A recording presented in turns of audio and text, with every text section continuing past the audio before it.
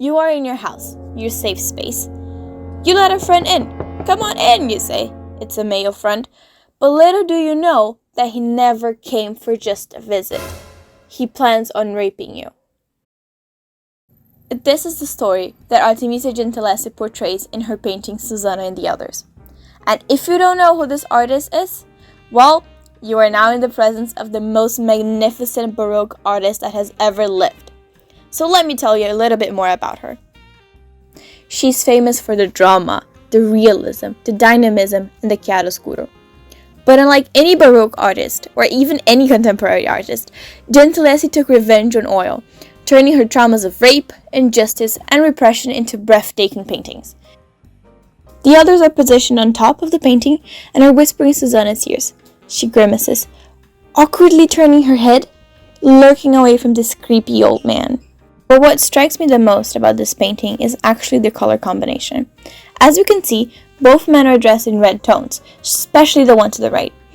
Susanna, on the other hand, is barely dressed. She's being covered by a small white cloth. And in color psychology, red is often associated with strong emotions and is the universal color of strength, power, and danger. White, on the other hand, is the universal color of peace and innocence. And as the master of chiaroscuro, Gentileschi illuminates Susanna, especially at the bottom left corner. Her body is clearly lighter. This light, unsurprisingly, lightens up the mood of the painting.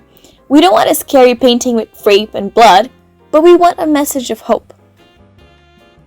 This contrast is further explained by how the characters are positioned within the painting.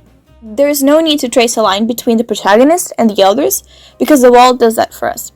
There's a clear separation between Susanna and the antagonists, but because they are the ones conspiring against her, and have the power to do so because men rule the world, they are on top. Susanna is clearly being oppressed by them and is on the bottom. And we can even say that Susanna is outnumbered. She's one, there are two men. And this disparity is painted in the form of a triangle. Susanna raised her hand to protect herself in perfect synchronization with her head, which is tilted to the side in alarm. Her twisted posture is actually the artist's ability to represent a complex yet realistic pose with perfectly painted shadows and even adding emotional realism to the scene.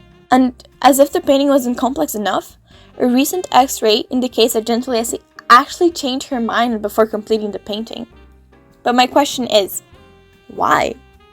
Well, perhaps people from the 17th century would have rejected the painting completely otherwise. Or perhaps Gentileschi believed that there was another way out. Just because men come at us with violence, power, and rape, that doesn't mean we're gonna do the same. We're much better. Just recreating a famous scene and clearly expressing the women's anger and discontent is already a form of revenge. Most male artists that have recreated the scene do not focus on how Susanna feels. Gentileschi's Susanna is a heroine. She is a three-dimensional female character whose facial expression goes against the men's anticipated pleasure. It turns out that Susanna didn't really want to have sex with creepy men. But when it seems like we can't escape the claws of men, we can actually recreate a story to tell our point of view. Our story matters too. And Artemisia Gentileschi understands that. And perhaps to our advantage, we now have the opportunity to appreciate women's power.